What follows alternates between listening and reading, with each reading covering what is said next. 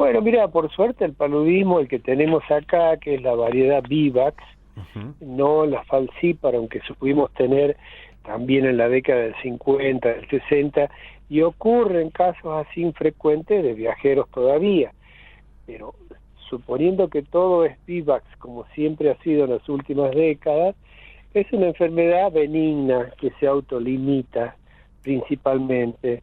Es una enfermedad que la transmite un mosquito, por supuesto hembra, anófeles, y tiene un periodo de incubación de 2 a 3 semanas, básicamente, desde la picadura del insecto, del mosquito, hasta la aparición de los síntomas. Los síntomas básicamente son dolor de cuerpo, dolor de cabeza y fiebre con chuchos o escalofríos. Lo característico básicamente del paludismo es que casi siempre tienen los picos o los accesos palúdicos a la misma hora, ¿sí? Y durante el periodo que no tienen este ciclo de fiebre, durante el día, suponete, o en la madrugada, o en la noche, los pacientes casi no tienen síntomas. Entonces, lo básico es el acceso palúdico, que es escalofríos, temblores, chuchos, y después viene la sudoración, el cansancio, pasa todo ese ciclo que puede ser entre 1 hora y 2 horas, y la persona casi está prácticamente sana el resto del día. Pero esto se repite casi diariamente, estos cuadros febriles o accesos palúdicos. La enfermedad se termina, curando con un tratamiento simple, con drogas, que son muy efectivos porque acá no tenemos las formas resistentes como hay en la Amazonas, o en Asia, o en África. Así que son muy pocos los casos que pueden complicarse, no así con la otra forma que es el falcíparo. Y doctor, ¿cómo fue el hecho de que la República Argentina hoy esté certificada como un país libre de paludismo? ¿Cómo se trabajó? ¿Cómo es que se logró una estrategia tan efectiva que hoy no tenemos casos autóctonos de paludismo en nuestro país? Bueno, eso fue todo, por supuesto, una lucha de décadas, ¿no? Acordate que acá en Jujuy en eso también trabajó mucho el doctor Ripoll, sobre todo con Chagas, sí, después con paludismo, sobre todo ayudando en las zonas de frontera, también con insecticidas, concientizando a la población sobre esta enfermedad, alertando al equipo de salud en la detección temprana y la focalización de los brotes. O sea, esto lleva todo una década de trabajo y que creo que acá en Jujuy tiene mucho que ver acá el doctor Ripoll, un compañero nuestro, también epidemiólogo y parasitólogo. Así que estas son cosas que se consiguen con el tiempo, con trabajo. Por supuesto que estas enfermedades en otros lugares, también en los trópicos y más desarrollados, se circunscribe solamente a casos importados. En el caso nuestro y en países más subdesarrollados existe la potencialidad de brotes y también brotes, de paludismo, todos los años, o prácticamente todos los años. Y doctor, para ustedes cuando se tienen al frente, ¿no?, un caso de este tipo, ¿no?, una enfermedad que tiene la principal característica que es lo febril, creo que debe ser todo un desafío, ¿no?, porque hay tantas enfermedades que presentan, no sé, un cuadro de fiebre como cosa, a destacar, que bueno, podríamos pensar tranquilamente, además de paludismo, dengue, zika, chikungunya y otro conjunto de enfermedades, o sea que sí, hay que tener un ojo muy bien entrenado en eso. Sí, es muy cierto. Bueno, gran parte, de nuestra formación es el síndrome febril, ¿no es cierto?, agudo o prolongado.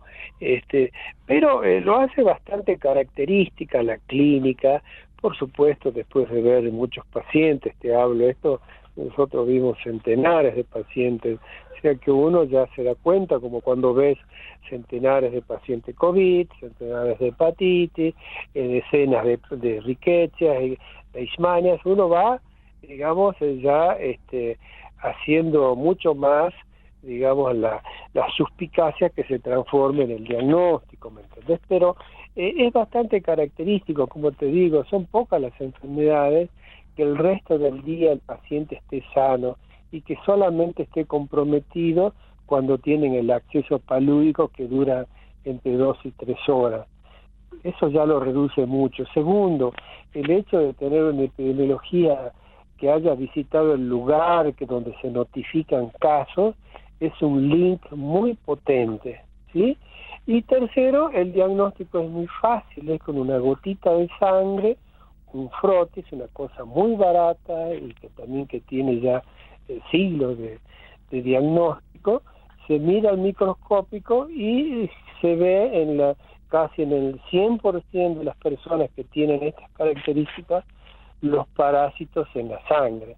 Entonces, te diría que claro, por ahí para la persona o los que no están entrenados o no han visto casos, sí, por supuesto, porque vos sabés estudiar a un paciente con fiebre en un contexto como el nuestro, que hay que agregarle, suponete, lo que vos dijiste, hantavirus, rickettsia, leptospirosis, citacosis, etcétera, por supuesto que suena muy complejo, pero cuando ya tenés la práctica, utilizás ya carriles más dirigidos y el espectro es mucho más reducido y vas quizás más rápido a lo que es el diagnóstico. Exacto. Bueno, justamente una de las recomendaciones que le brindaron a los equipos de salud del país fue intensificar la sospecha de paludismo cuando se presenta un caso de síndrome febril agudo inespecífico y el antecedente de viaje a zonas donde se haya transmisión activa. Es decir, si yo, no sé, tengo que ir a Bolivia, tengo que salir del país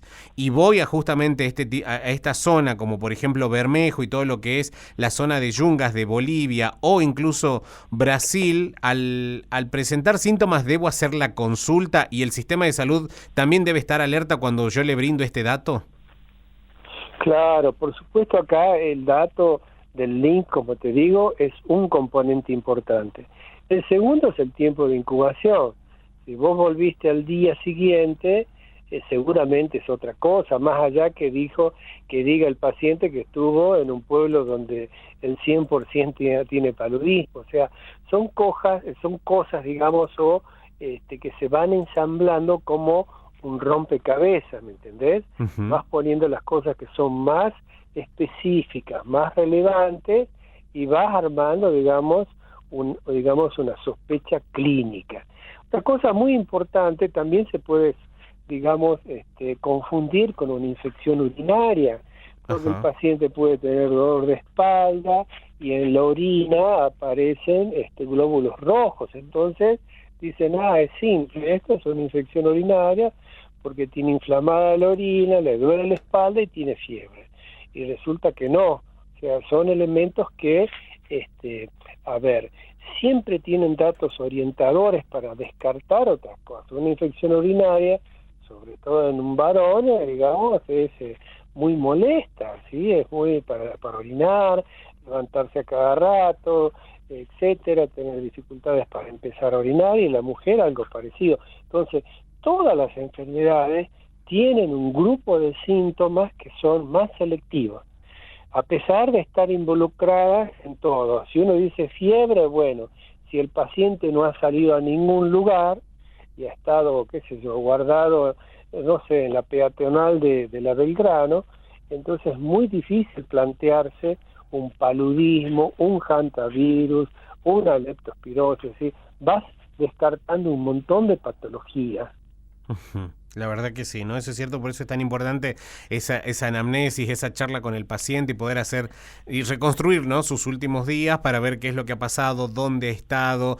Y eso también le quiero preguntar respecto a la información que uno brinda, doctor, en la anamnesis, en la charla con el paciente, con sus familiares también en algunos casos.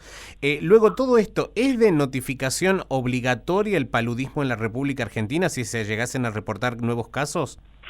Sí, son de notificación obligatoria. Ahora, lo que vos decías con respecto a la anamnesis, mirá, hay journals científicos como el New England, que es de Massachusetts, sí, que dice una cosa tan importante para los médicos, que el 85-90% del diagnóstico de una enfermedad está en el relato, en escuchar al paciente. Y por dónde anduvo, qué comió, con quién estuvo, cuándo empezó. Ese es el relato minucioso y casi artesanal para orientar el diagnóstico. Luego, el 10% puede ser, es el examen físico, y otro 10% son los métodos complementarios. Entonces, lo que más vale acá es, digamos, cómo el médico encara el diálogo y la anamnesis para hacer el diagnóstico en cualquier enfermedad.